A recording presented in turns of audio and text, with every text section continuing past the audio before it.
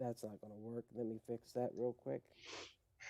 There we go. That'll work. All right. Hey, everybody. Welcome to Camp Slash Horrorcast, where we talk horror movies from the past. Wait, I forgot to record.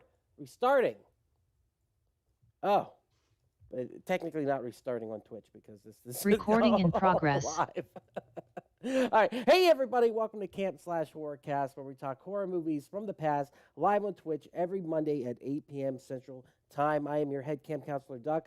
I'm here with other head camp counselors. We have, we're just going to go with the names today. Jay McClintock. Jay, how are you doing today, sir? I'm doing pretty good, man. Been me a long weekend, but I'm feeling good now. Nice and ready to rock. And if you want, we'll do it. Dan, I'm dead. Please bury me, McClintock. There we go. I didn't have the quotes brought up. And we have also David. Call it black magic. Call it a medical breakthrough. I'll take the secret to my grave, Jessup. David, how are you, sir? I am spent. We had to run around all day today. Went to that Jurassic World exhibit, which was awesome, and it was so hot everywhere. I am just drained. So I'm so glad to talk this movie that I haven't seen in a very long time. This is nostalgia crack for me, y'all. Nice. Tell us more about Jurassic World exhibit. What was that? It's super fun, man. It's this giant building over there up in Frisco, next to, or like kind of Frisco-ish colony, next to Nebraska Furniture Mart, and it's a big exhibit of the dinosaurs from Jurassic World, and they've got several giant animatronic. We got a T-Rex, a Brontosaurus, and it's like from the movie, man. The animatronics are amazing, so it's super cool. That's freaking awesome, man. I'd like to go check that out. Is that next to the museum that has the National Video Game Museum, or is that somewhere different? I don't know, man. It's up there at Grandscape, so it's right next to Nebraska Furniture Mart up there at 121. I'm telling you right now, if you're listening, you've never got a chance, and you're in the DFW, go to check that out, of course, but also go check out the National Video Game Museum because it is freaking awesome. Cool. You went to a Legacy Food Hall too, right? Yeah, that's where we used to do our brewery tours. Oh, nice.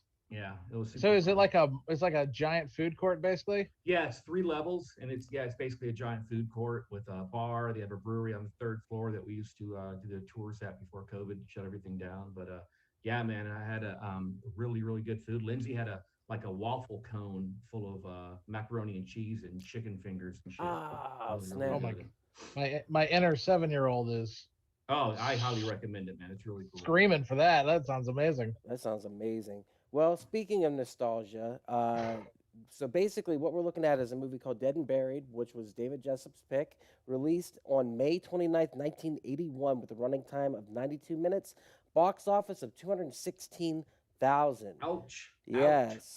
Ow. So this is probably more of a cult movie. I would think so. I've never heard of it, but we'll talk about our feelings on it afterwards. And I do think it has cult status, especially for Stan Winston's makeup effects, I think at least.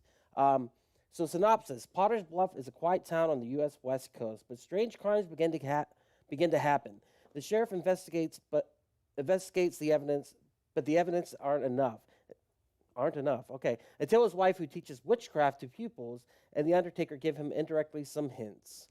All right, so that's the basic synopsis. I feel like this was a bit of a Twilight episode kind of situation. M. Night Shyamalan-ish twist at the end. Major spoilers. If you're going to watch this movie, which I will say right off the bat, I suggest you watch it going in knowing only what I told you. Going in completely blind is the way to watch this movie, and it is worth it. The first 40 minutes drag a little bit, but that second half picks up, and it really makes it work. So definitely, like I said, a bit of a Twilight Zone going on, but I think going in blind was the way to do it. What do you think, Jay? Same thing? Yeah, definitely. I'm fresh off of a view of it. Watched it last night right before I went to bed, so I really got to marinate over it in my sleep. It's definitely it definitely has its strengths. I think definitely one of the strongest things, like you mentioned, was Stan Winston.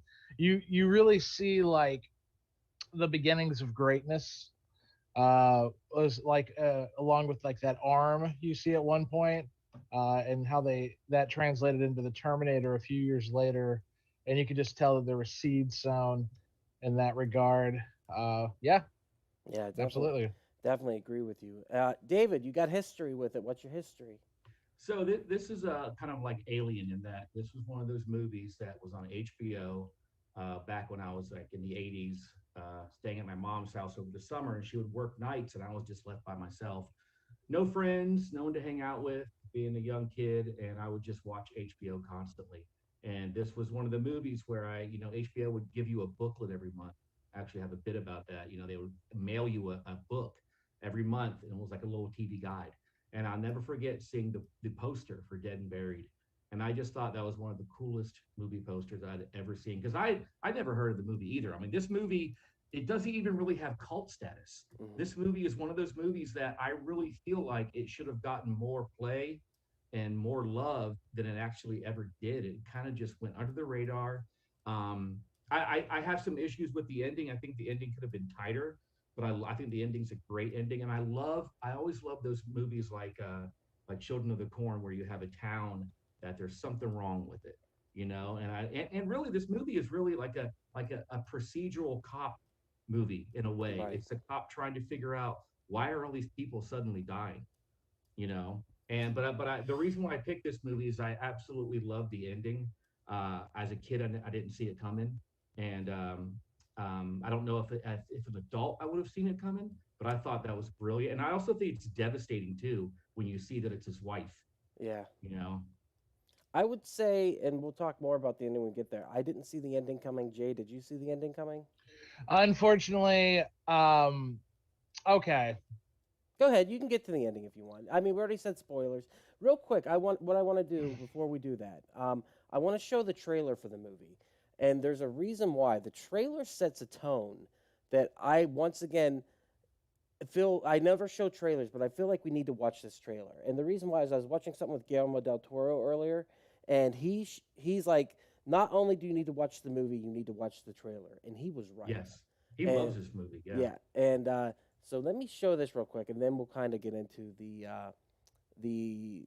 what Jay thought and saw the ending coming. So just bear with me as I share the screen, and we'll talk a little bit about this. So I'm guessing, Jessup, you've seen the trailer before, but Jay, Oh you yeah, haven't? yeah. HBO used to play this all the time. Okay, let me play it. This is new to me, so this is a world premiere for me. All right, let's play it.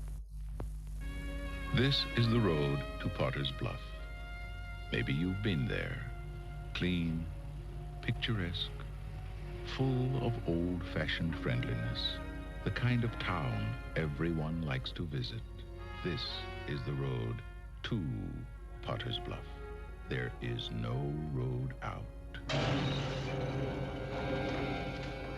Welcome to Potter's Bluff. From the creators of Alien, terror brought down to Earth, dead and buried. Is there any way whatsoever to reanimate people after they have died? To get them to walk around? I'm That guy, shocked they the one showed that. You came to see me about last week, but died after the car wreck. I just saw him. Man, he's dead. The same guy. Welcome to Potter's Bluff. When you die, you expect to remain dead and buried. You had a very close call. Just lie still. I'm gonna give you something. It's gonna make you feel even better. When you die in Potter's Bluff, expect the unexpected. And it shows the poster. Oh, That the poster poster. is so fucking cool. Dead and buried. It will take your breath away. All of it. Oh, a little blood coming down. And buried.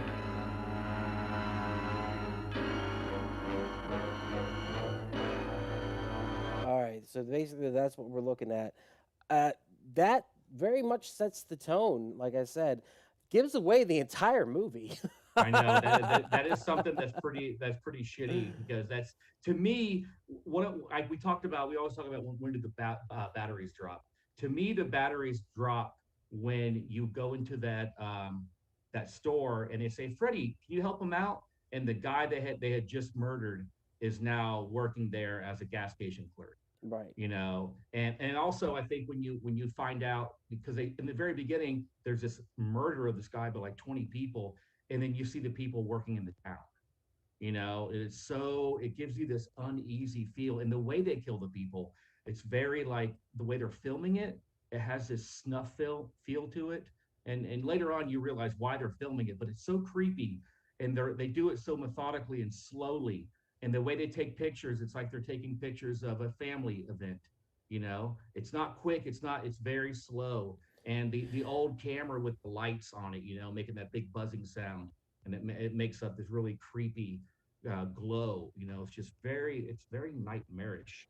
I like what you said about taking family photos too, because they're taking morticians photos. They're taking the beforehand and the afterhand photos, Yep. Or for the beforehand photos for what they need. But before we get into that, Jay, I want to know the ending. You saw the ending coming from a mile away, you said.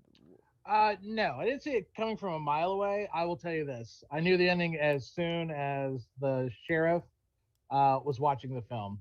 I knew 100% that that would be him.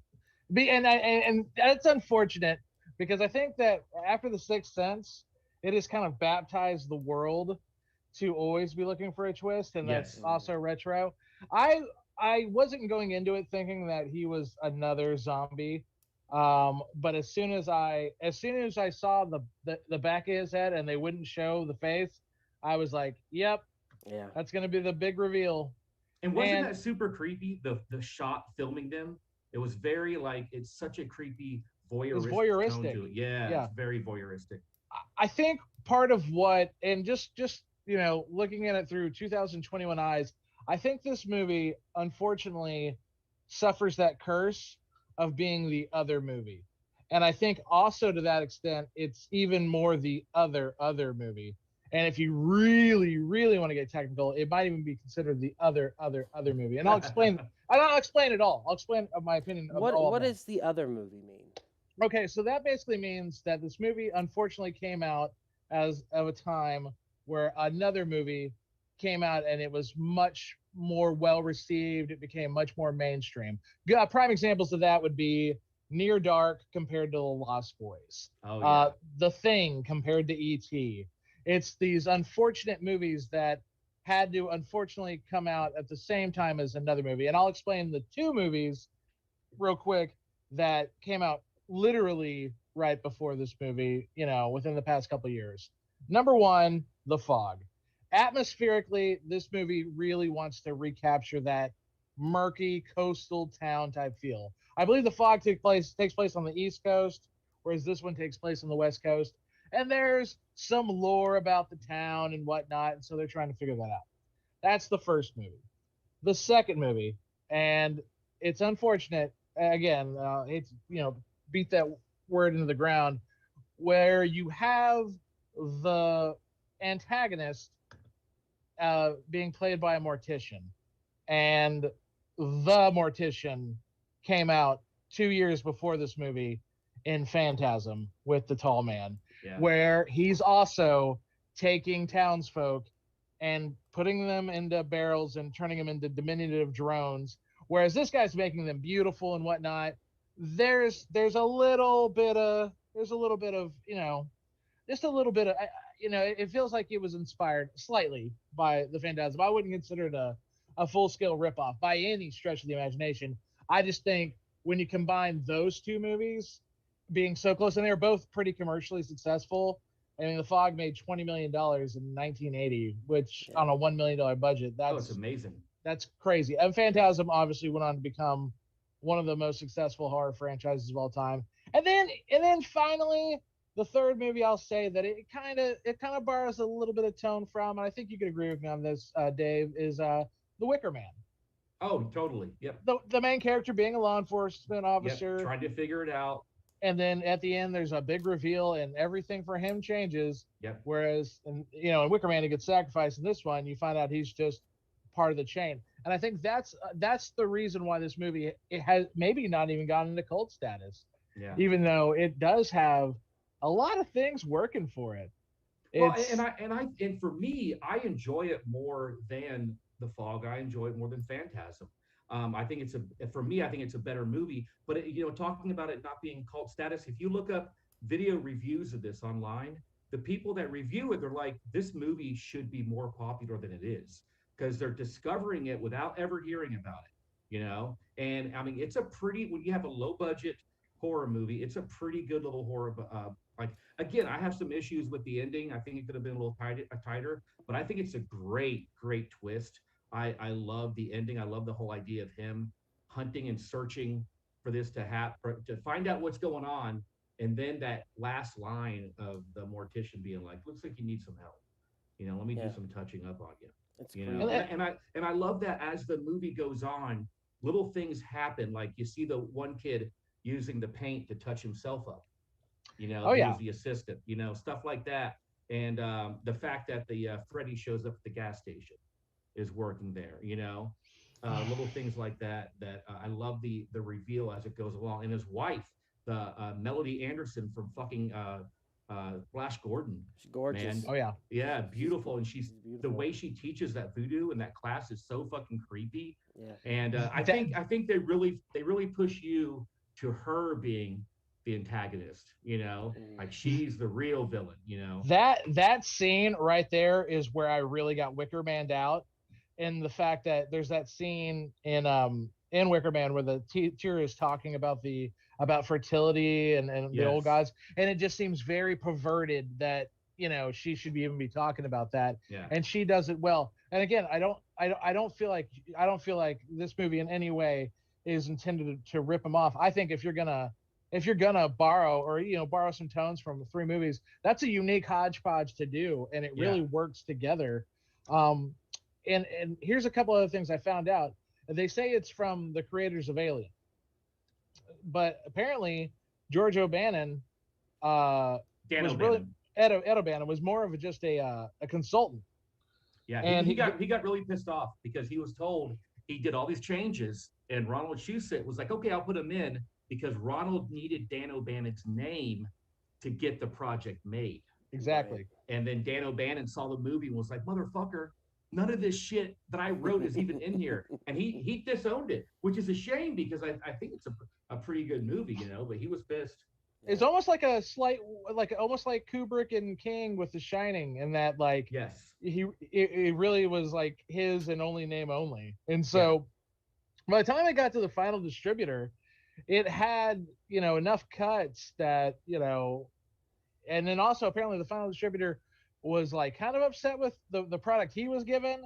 He compared it to like an Ingrid, it's an old Swedish I forget his name. Ingrid Bergman. That's the one. That's the term that was thrown out. And so they had to do even more cuts to it. And here's the interesting thing I feel about Dead and Buried. And again, this is there's a point where I'm like, I could use about 30 more minutes of this movie because there's things I'd like to see more fleshed out. The family getting caught, I would like to see more of an aftermath of that, you know? But at the same time, the more cuts they did, I also feel like if this movie had come out a couple of years later, it could have been a killer chapter in the Creepshow movie, you know? Yes. Because it's that movie that could have been condensed, and I think you could have gotten the story pretty well across. But I mean, I'll tell you what. Twilight Zone movie. It would have been absolutely Twilight Zone movie. I think what really, really works for this movie, and it's the tragedy of it.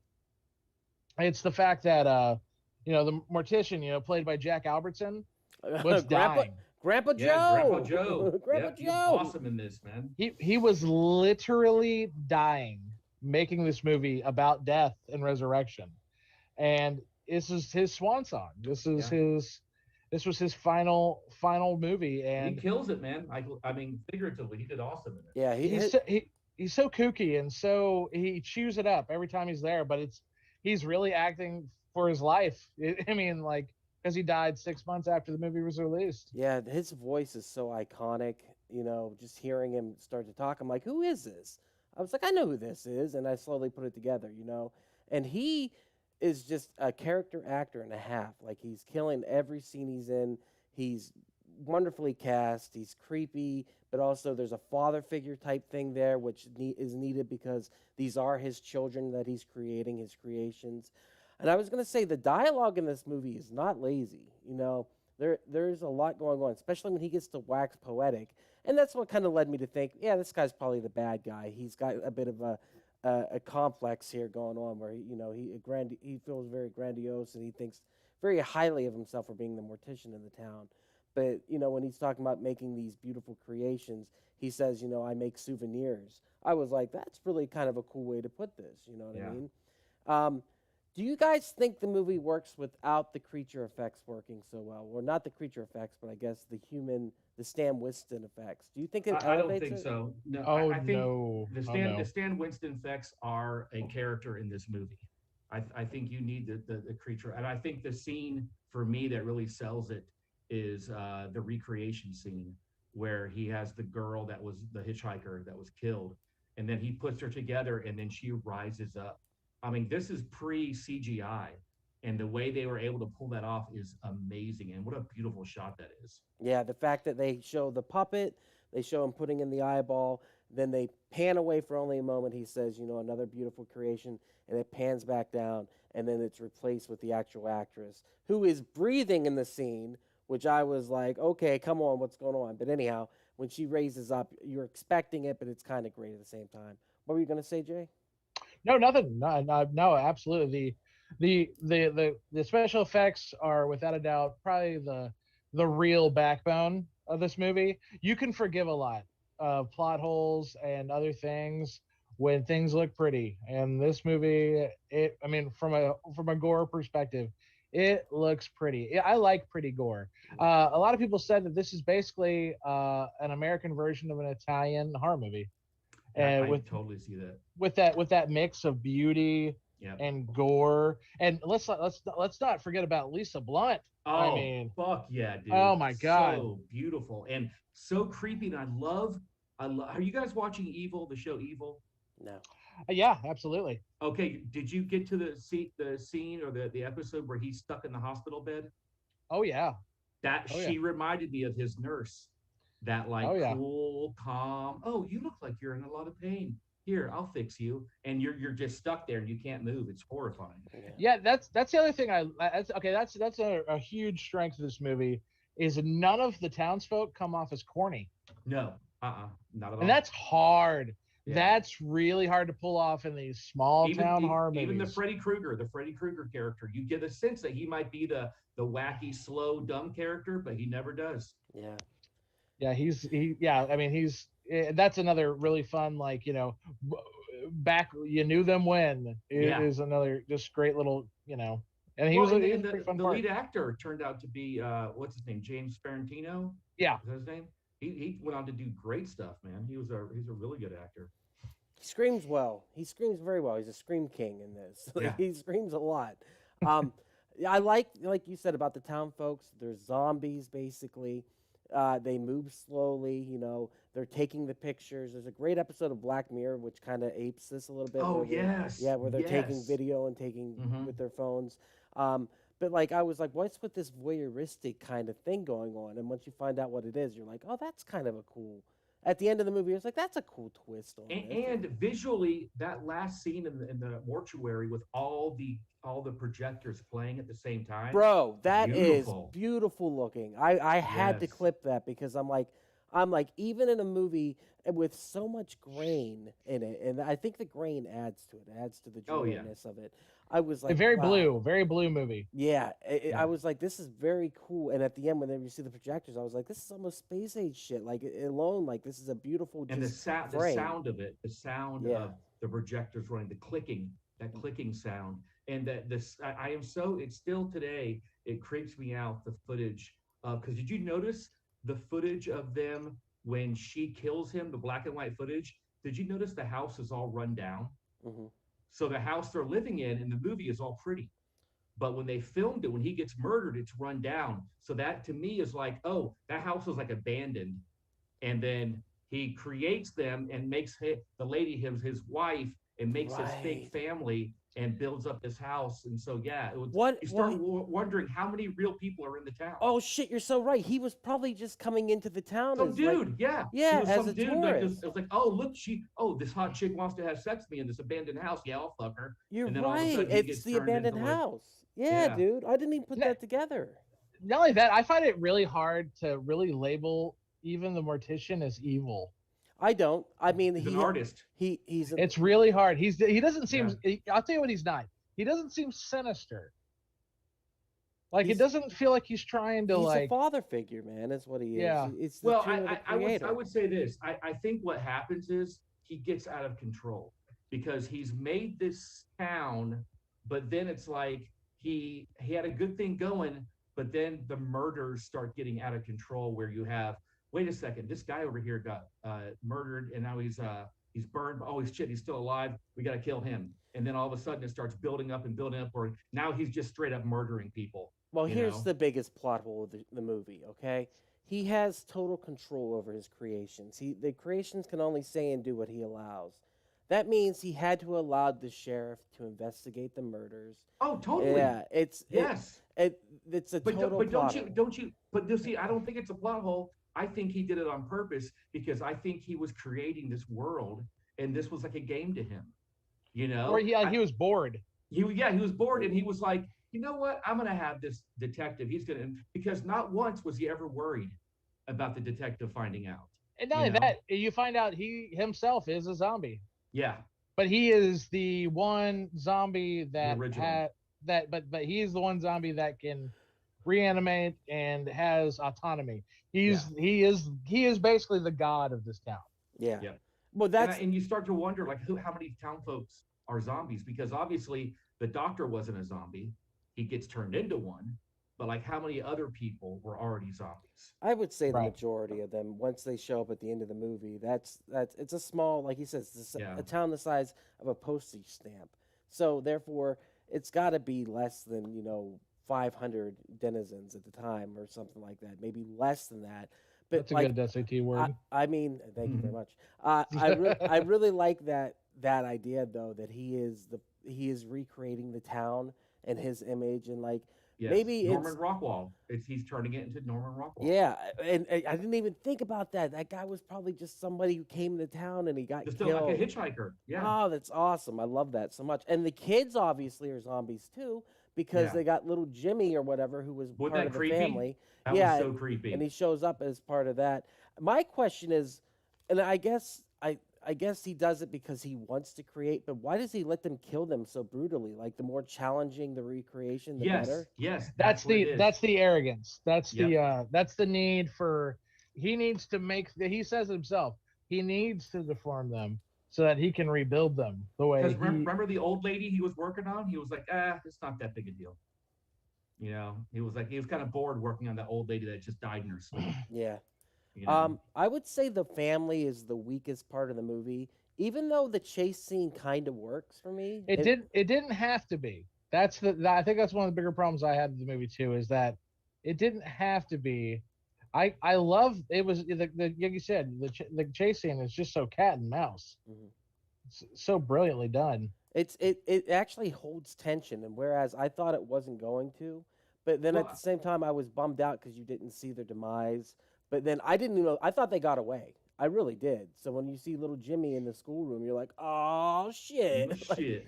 yeah. The thing I didn't like about it, and I liked it less as an adult, and as a kid it didn't bother me. But it's like there's no fucking way I'm going into an abandoned house and going to the No, fucking No, that idiots! was It's just Texas so- Chainsaw I Massacre all over know, again. and It's to a me, I'm home like, invasion. oh, white people, what are you doing?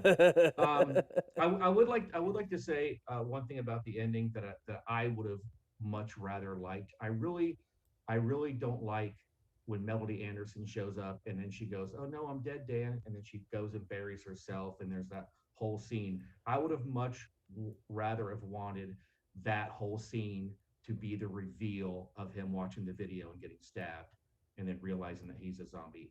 I didn't need that whole Melody Anderson thing burying herself. Was so, to me, it like really took me out. I didn't like it because I love the reveal of him turning over.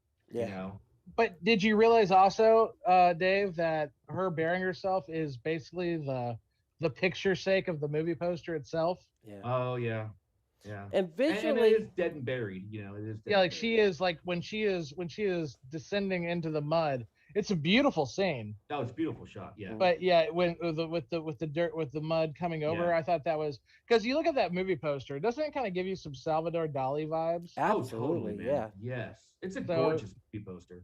Yeah. Absolutely beautiful. And also that it's cool in that you see the townsfolk's disintegrating.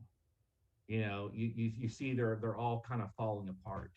But again, I just think it would have been a lot tighter to have the big reveal of him watching that film. But I think you and need just, the oh, so creepy. you need the town folks showing up. You need that, Yeah. and that could happen in that scene the way you're saying it too. But I think that that's what's striking about it is that they reveal themselves in such a way, and that they show that they have to go, and it's just minor little dents and bruises in the cracking of the paint on the face, and that's what makes it interesting because you realize they need the mortician so much. They need him to be the father figure and to put him back together and stitch him Yeah, back they gotta be together. put back together. And it's that's what's really creepy. And then once you realize how many people were in on it, you know what I mean? I just love the idea of his town, and it's just his plaything, and he's just Yeah. when people come in from out of town, they're just added to the zoo that he's collecting at this Yeah, point. he's like, oh, you're going to be the newspaper reporter. Yeah, Oh, yeah. You can be the postman. You could almost wonder like how much of the town how far out does it go? You know what I mean? Yeah. And in the synopsis that I was reading, it says that eventually there's going to be a zombie outbreak that would consume the world. I don't think he could keep up with that. So Well, and that's the thing is a lot of people consider this a zombie movie. I think it's less zombie and more voodoo. you're right. I would agree with that. Zombie was the best. I mean, well, isn't zombie voodoo? Well, anyhow, regardless. You're Right. you're talking zombie like Yes, brain eating zombie. Yeah, I'm talking. Yeah, when I say zombie, I always mean like Walking Dead zombie. This is like you're right because originally zombies in the 40s, like especially pre Night of the Living Dead, they were always associated with voodoo. Right.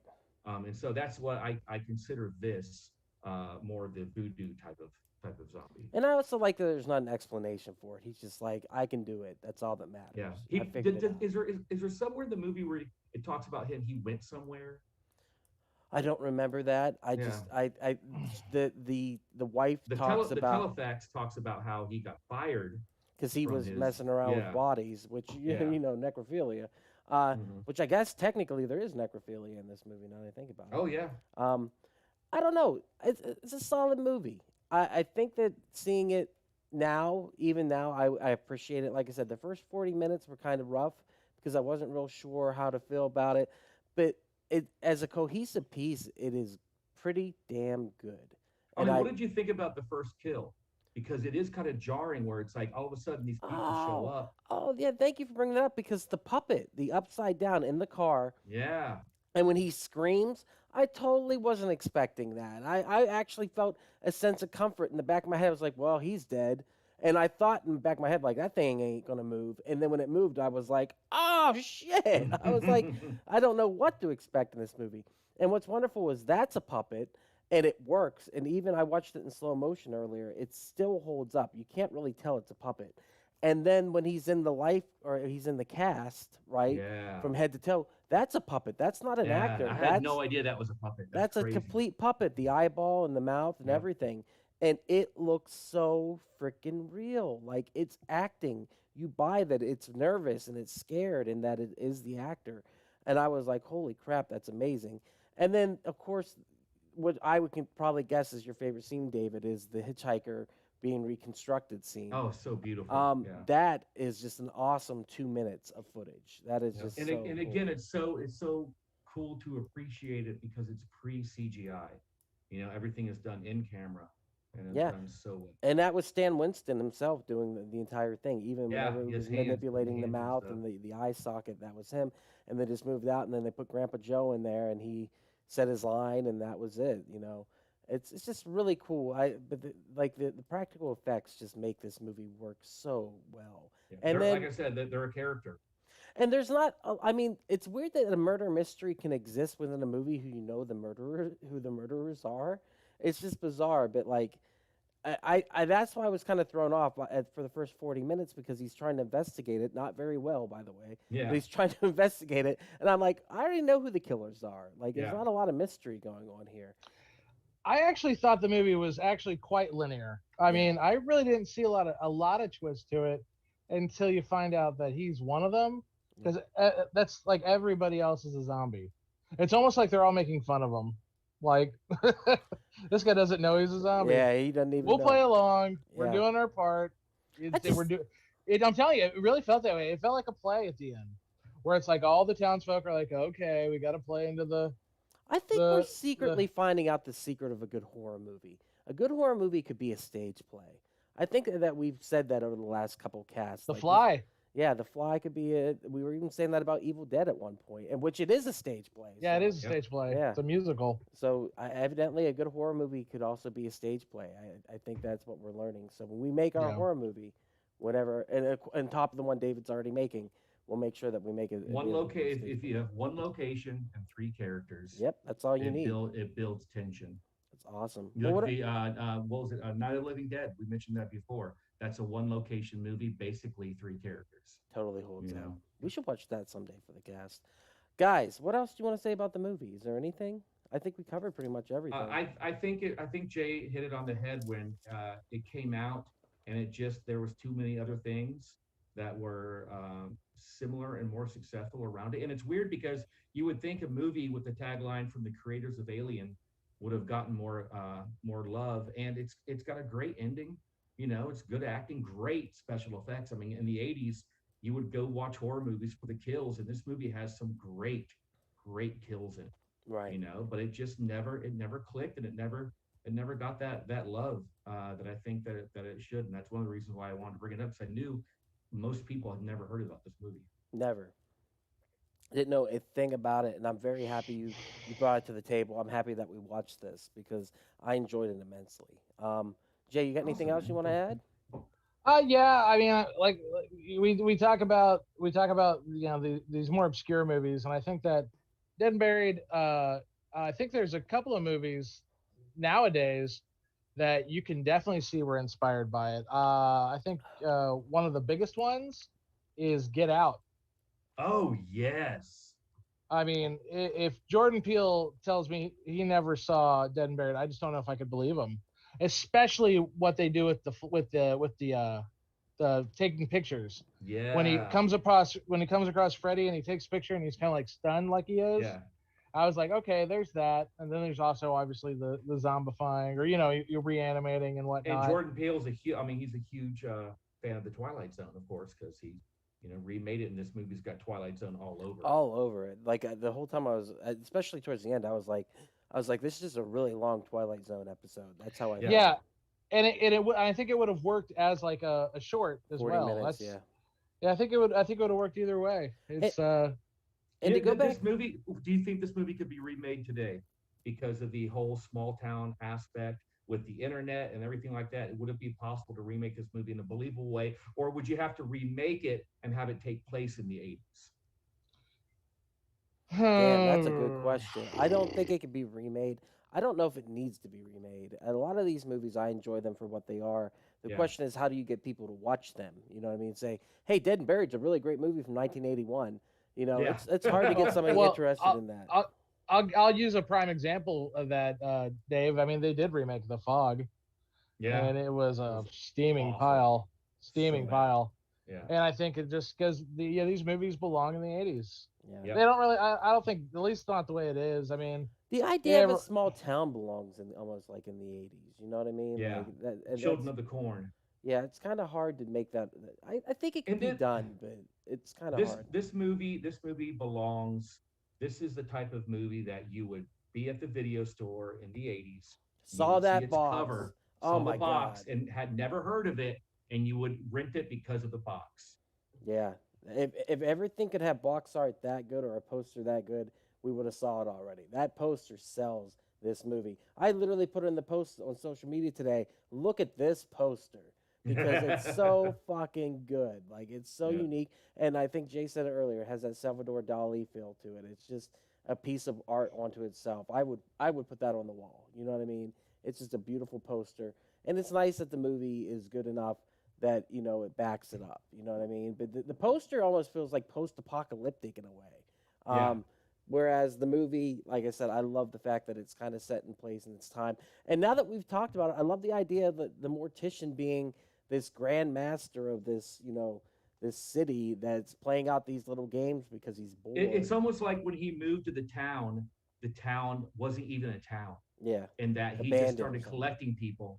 Yeah, it was like abandoned. And he started collecting people and then building up this town. That's how you remake it. He has in his monologue, he explains that. It's wonderful he didn't because we're talking it out now. Yeah. But like you could literally be, when I came to this town, it was nothing but abandoned, and then goes into it. I can't do dialogue. But the point is, it's a wonderful, and I'm so happy that we talked it out and we got to that point because it just makes me appreciate. Well, let me ask you this though: do you think it would have been better if everybody in the town was a zombie? Because I'm kind of confused, not confused, but like the doctor wasn't a zombie, and so like I'm like wondering like how many people weren't. Would it have been better if you find out at the end that everybody is a zombie? It's just that some of them know they are, and some of them don't. Well, maybe the doctor wasn't a zombie because they need him to be there to take care of the living. There's something about maybe being a zombie, it wouldn't work. Maybe the mortician doesn't have the knowledge because obviously these are his puppet people. He wouldn't have the knowledge that he needs to be a doctor. So maybe that's why they never changed the doctor until it was by, they had to because their hand was. They had to because he was finding out. Finding out. Yeah. What do you think, Jay? Yeah, I think maybe a good closing shot, a good sweeping away closing shot where you literally just see every single person in the town with coming to the morgue to get fixed. Or cracks and just and maybe an arm falling off there. Yeah, it would have probably been a little more comical, but just it would have been so grandiose. But that probably would have cost a lot of money. Yeah, I like the idea of the camera leaving the morgue, and as it pans out, all the town folk are slowly walking. We could make that. We could make that happen. Yeah, just a little splice it together. I can Photoshop. Anything else, guys, about the movie? I think we pretty much covered everything. I think if you're a fan of Stan Winston, I think this is definitely a movie you need to watch because you get to watch to be like Jay said, it's the beginning of greatness. It's borderline classroom. Yeah. Like instructional. Just my head would be super big if I was Stan Winston there, just going to work, man. Stan Winston could have been a mortician. He wanted to be. I watched an interview with him earlier where he talked pretty extensively about these effects, and you can feel that he looks at these as like his first child. Like he's very proud. And he's like, I'm so happy that one worked. Like he was very concerned about the upside down puppet head at the beginning. He was like, it doesn't work upside down. You can't do it that way. And they did it that way anyhow. And he goes, I watched it again and it really worked. And I was like, oh yeah, it's amazing. Yeah. Well, it had that effect on you. Yeah. You're like, there's no way this thing's gonna move.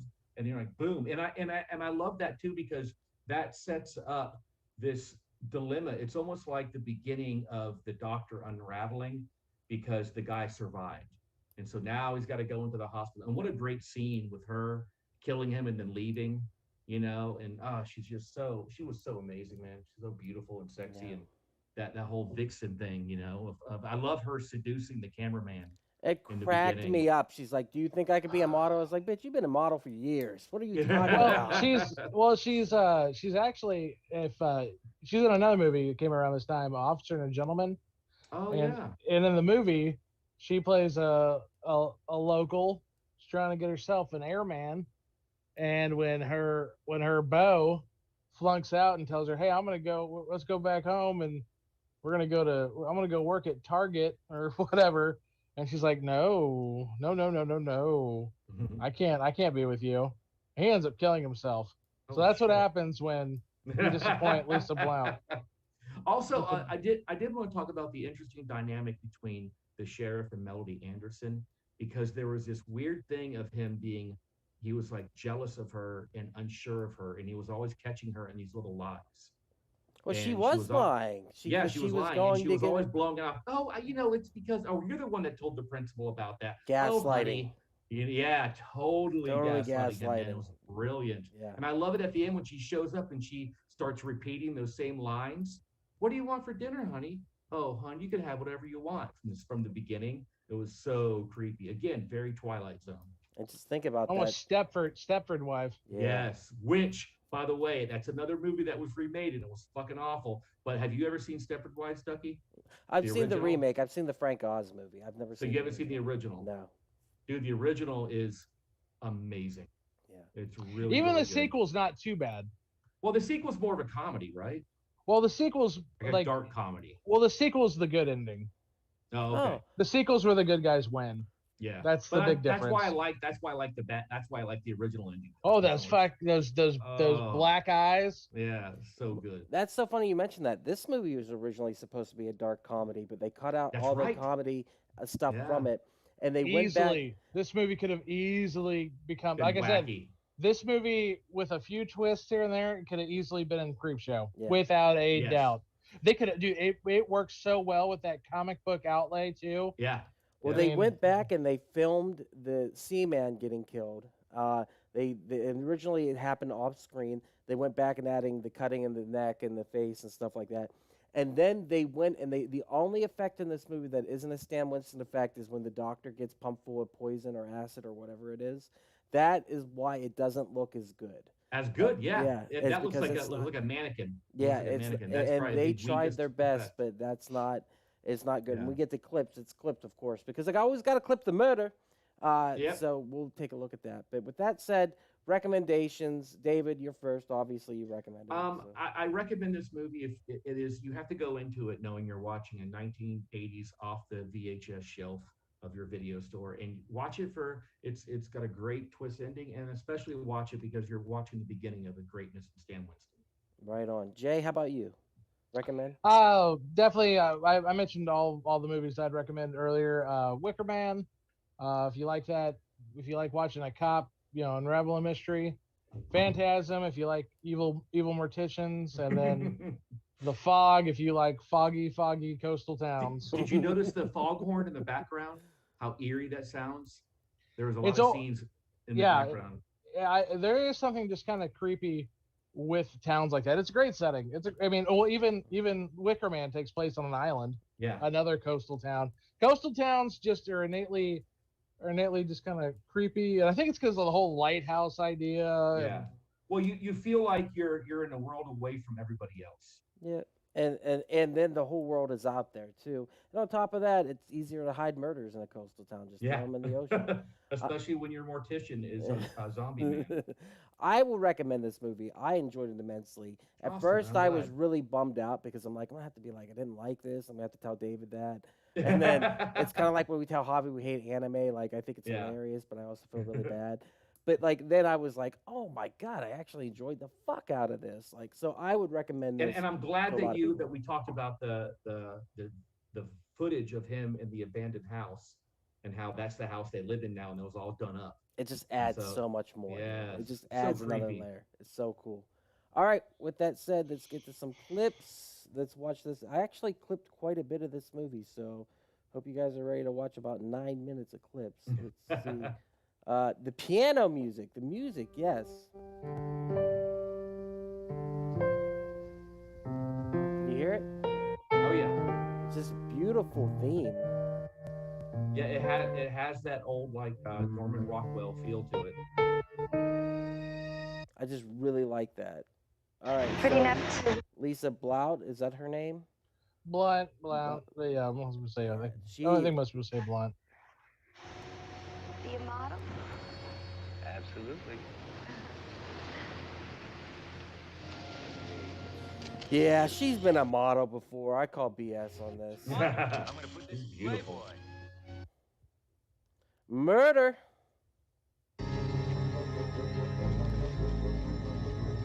I love that the way that the net does that to his face. So Yeah. creepy. Pushes his nose over, makes Yeah. him look just, yeah. And their faces, the way they're doing it, they're just so calm.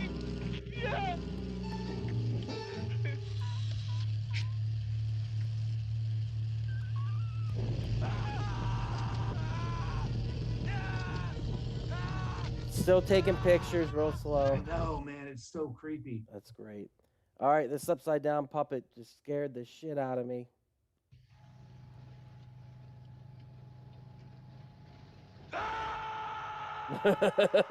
So great.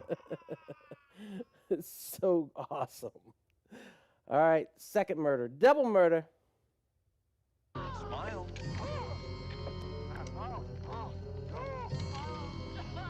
I thought she was holding a camera phone for a second. What I love about it too is, can you imagine being the person being murdered and how horrifying it is as people are videotaping you? Oh yeah, it's horrible. Now I want to say I forgot. There's something about those sudden flashes of light that are really unsettling to as a viewer. Yeah. I don't know what it is, whether it's the idea of like the sudden flashes cause seizures. I don't know. I'm a little bit susceptible to that. It bothers me, or at least it bothers me, I should say. Dad, can you replay this scene? I want to point out someone in here. Sure. Let's go back. I'll tell you when to I know pause what it. you're gonna say. Yeah, I think. Yep. Old more shower. Yeah, go ahead and keep going. Right there, pause. Oh, Well, shit. yeah, back I up. It's just okay. missed him. Yeah. So that is a Dallas native, Lynn Morshower, the I missed him redhead. again. He's one of those that guy actors. So this He guy, has been in you talking about this guy right here? Yes, absolutely. So the mortician's assistant. Well, yeah, he's been in so much stuff. He's a Dallas native. He was on 24. He's been in a ton of movies. Cool. Probably have y'all seen X-Men First Class? Yep. Oh yeah. He's that general that Kevin Bacon kills on that boat. Oh, cool. Yeah, but he's also a Dallas native. I thought it'd be cool to do a shout out to. Have you met him before? No, Raj Sharma actually knows him really well, and he teaches a lot of acting workshops. Oh, cool. Apparently around Dallas. So I just thought it was cool when I was looking over the cast list. It's like, oh, that's cool. It was just cool to see someone that Very nice. from our little hometown here, or my little hometown here. Yeah, I'm not a Texan, man, but I enjoy being here. Madman's Rant. Look at this. Look at the work I've done. This is an art, and I am the artist. What can you remember about a sealed box, a sealed casket? That is obscene. That is the death of memory. Oh, it's such a cool line. Cosmetologist gives birth. I make souvenirs. Oh, it's so creepy. That's so awesome. And right there, I'm like, that guy's probably the bad guy. Well, it's because he's the most eloquent speaker. Oh yeah. So he's got to be evil. Eye of the Needle. Hi. I'm so glad to see that you're That's a feeling puppet. better. That's a puppet. That's so great. You couldn't tell me right now it's a puppet. Even better. Because I was like, damn, that guy is really scared. Ah. They shot that backwards. Yeah, they shot it backwards. They filmed that, so they had the needle in the eye. They pulled Already, it out, and then they panned down the actual body of the creature effect. And Stan Winston was upset because he thought they were going to do a long take, and they ended up cutting it up, and he felt like that was kind of against what he'd done with the puppet. But after he saw the movie again, he's like, it worked. But I mean, that's a wonderful death too. Like, that's so creepy, and like I said, just having the needle shoved in the eye right there, just looking at that is such a, horrible. It's a great. I mean, 80s were great for kills. That's a great 80s slasher kill. Yeah, it is.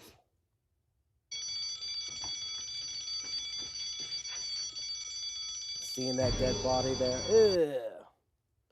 All right, single shot. This is a single shot in the movie. Watch how they go through the door. I thought this was pretty cool. Her outfit's amazing. She is gorgeous. Yeah. She's just- Predecessor to Carmen Sandiego. Really, man. I just love this, and then you back down the hallway a little bit and go into the next Dude, room. it's genius. Did they say how they got that through the fucking door? They just pulled it through the window there. There's no glass. Oh, okay. There wasn't glass in it. Oh, honey, I'm sorry I'm late. All right, house chase. This one's a little bit longer, but I did enjoy it. And like I said, at first I thought it was going to be kind of crappy. And like as a whole, like nothing really happens other than the silhouettes in the windows. but it seemed to work. I don't know. It built Yeah, tension. it's pretty creepy. Oh, Dad, It's just frustrating watching how fucking dumb the family is. Yeah, why would you go into a Yeah. house? So this is the house where it happens at, though. I like that idea that this is the house that, like, even though it's abandoned, this is where they do their murders and stuff. Welcome to Potter's Bluff. Welcome to Potter's Bluff.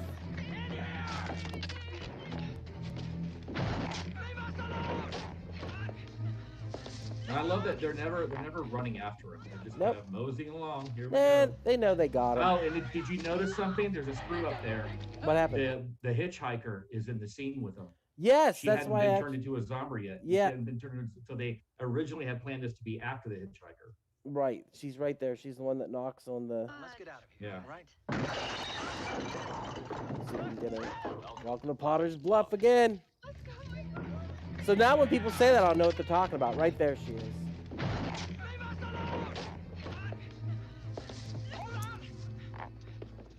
Here she comes. There she is. Yep. Now this was That's a cool shot. I had zero idea what was going on when they ripped off the wood. Oh, okay.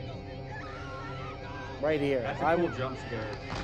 I was so confused by that. I actually rewound the movie to watch it again because I was like, why did they rip off half of her hair? And so it wasn't until about 20, 30 minutes later when I got the explanation there. I was like, oh, okay. So I was completely gone on that. And whenever you see the arm, which we're about to see, I was just like, are they vampires? What's the story? You know what I mean? So there was good misdirection in this. About the 40-minute mark, like I said, where I became more into the Well, film. the shit starts to go down. You know, when stuff starts to, especially for me, it's when the guy they burned alive, when he shows up at the gas station working. Yeah. And you're like, what the fuck is happening? Yeah, what's happening? Witchcraft. I thought this was a pretty good little line here, and they give away what's going on in the movie. Oh wait, sorry, this isn't it. This is when he bitches at her about it. He yells at his wife a lot. He just gaslights the shit out of her. Oh, honey. What the hell are you doing with these? It's for my class. I'm going to give a lecture in witchcraft. Not, like it's nothing. Why Yeah. in God's name would you want to teach him that? Kids love creepy things. She's not wrong. Yes, they do. Keeps them from being bored in my class. She could rub my doorknob. Anyhow. Zombies.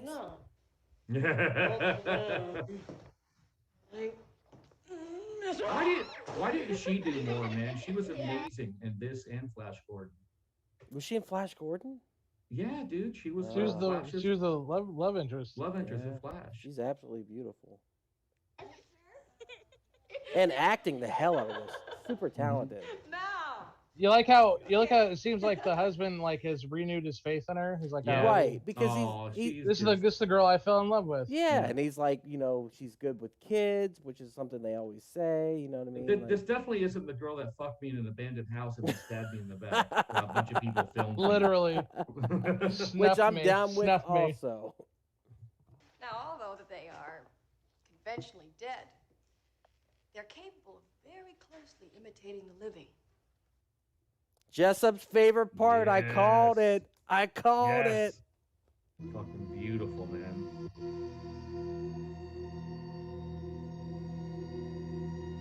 That girl had a very weird pig nose too. I like it.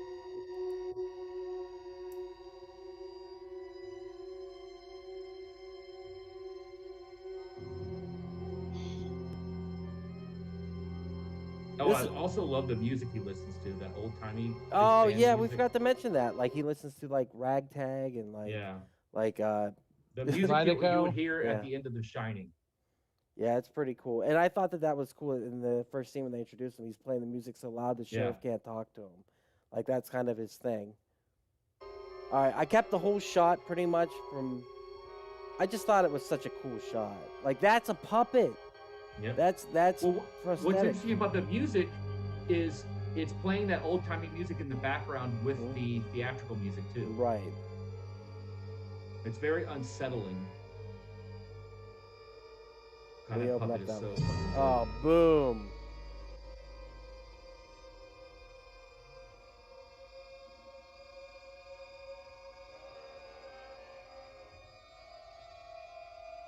The hair is the exact same when they roll her out a frame, the puppet here, and they roll the actual actress in.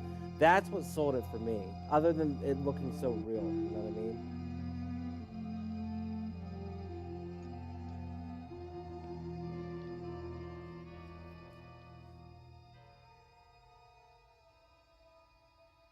Another masterpiece, complete and beautiful.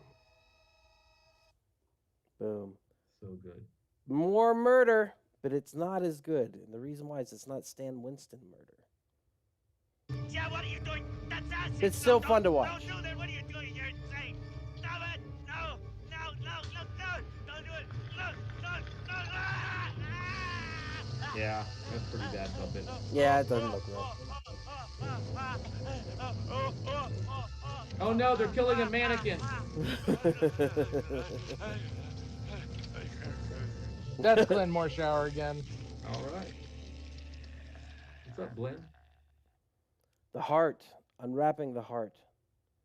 Just a creepy little scene. Something about scene. The scene felt like it went on forever. Yeah. For me, I was open, like, open up the casket. Yeah. Just Yeah. fucking open the casket already. Ugh, that heart. 8mm. I don't know if that's 8mm or not. I just put that. Oh, you did.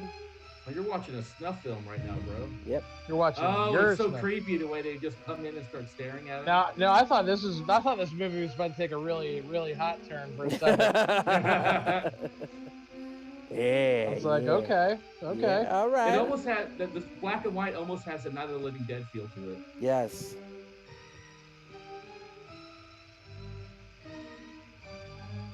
There she is. No.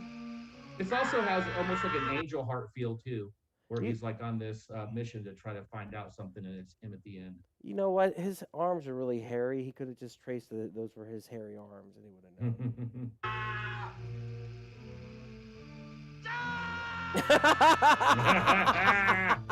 That I've got a cracked me golden up. ticket. What did you do to my wife? Good evening, Constable. All right, awesome. It just looks awesome. The clicking sounds. This part reminded me kind of a lot of a Blade Runner. Yeah. Look at my children. It's just so cool looking. Oh my God. They had to be disfigured. Don't you see? I have to make them look like they used to look. That makes no sense. He's monologuing. He's basically telling him, "Hey, I have to make him as fucked up as possible so I can have a challenge where I'm putting him back Right. together." Yeah. Buried because dead. Now, what's fucked up about this though is isn't she still alive even though she's buried? Well, here's my thought.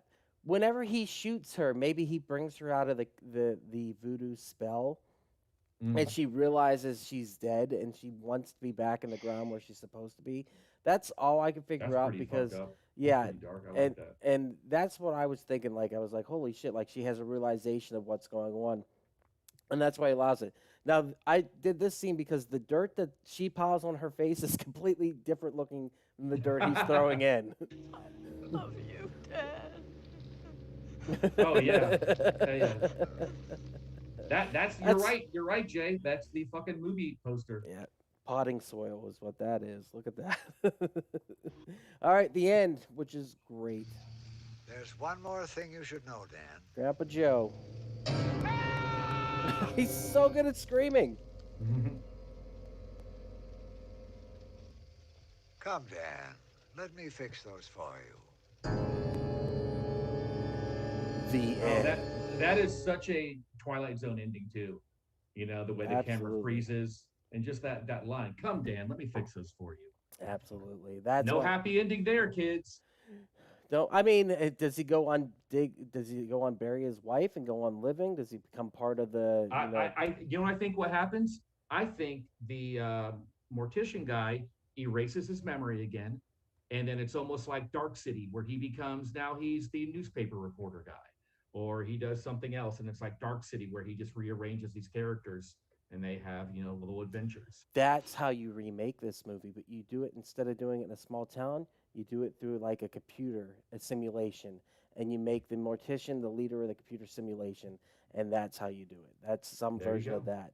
Boom. Well, dude, I am so close to being 100% believing that we're just in a simulation anyway. Well, we are. So I full on believe that. I support that movie. Yep. All right, guys. Dead and Buried, another one in the books. Do we have any recommendations? I didn't have any. Jay already recommended 3 to 4 movies that were pretty close to this, or at least took inspiration. But do you guys have anything else? I would just like to recommend season 1 of Black Mirror because this movie reminds me of kind of like a Black Mirror type of episode. And so, like, I think it's called The Bear, the one where people are taking pictures. So I would recommend that episode in the season 1 of Black Mirror. Yeah, it's got a pretty sweet twist ending too. I like that a lot. How about you, Jay? You got any recommendations? No, nothing more than what I've already said. I think it's pretty much, right in the same vein. Out of those 3, The Fog, Phantasm, and what was the third one? I apologize. Wicker Man. Wicker Man. Which one would you suggest the most? Wicker Man. Oh, I put him on the spot. He likes them all. We were talking about the Wicker Man this weekend. Yeah, it all depends on like what you want. If you want a movie probably most similar in tone, you'd go with the Wicker Man. Yeah. But if you want like a fucking wild ride, you got to go with Phantasm. Man, Phantasm is so fucking bonkers, man. It is so insane. I love it. It's visually insane. The Thin Man is one of the greatest 80s movie villains of all time. But man, it's a fucking insane movie. Well, it's because I mean, I know we're gonna do Phantasm at some point. We just have to, but it is a movie that is shot like a dream. Yeah. Yep. And something about, I guess, in the way this movie becomes a bit of a dream-like state, it begins like to the point where they literally took they didn't want any red in the scenes, so That's the back right. of the cars they actually made the taillights purple, so that they wouldn't have red in the scenes. And this movie was on the Video Nasties in the UK. No shit. Yeah, I didn't even think it was that bad. Not for very, very long though. Yeah. Yeah, like it's I heard it's dead on the Dynasties like, well, let's talk about this and that, and like these are. I'm sure it was the guy getting the needle in the eye. I'm sure that was. Yeah. I get. You know what? I'm so desensitized. You're right. It is rather brutal because I'm sitting there going like, "What's so bad in this movie?" Like, well, and then I think it also might be because of the voyeuristic murder scenes are very disturbing. And if you take yourself out of 2021 and you go back to 1980s and you're watching this for the first time, especially that the black and white scenes at the end, when it shows people just straight up killing people, even though it's black and white, you're not seeing gore. It's very voyeuristic and very visceral. Yeah, very visceral, man. On that note, David, I do have one more recommendation. Yes. Francis Ford Coppola's Body Double. Oh yeah. So what's that movie about? It's just it's a movie a lot about videos and whatnot, and it stars Craig Wasson from Nightmare on Elm Street Part 3, and it's just it's almost like Hitchcockian, right? It's like a it's so 80s. Yeah. It's like just one of the most, but it deals very much like with voyeurism, and it's also kind of like what's real, what's not kind of thing, and it's definitely one of those fun, just a fun little, 80s thriller where you're trying to figure out there's a killer and whatnot, but it goes very much in line with the whole voyeuristic side. Cool. All right, David, where can they find you on the internet? Facebook at Stop Motion Nightmares, Instagram at Children of Dave.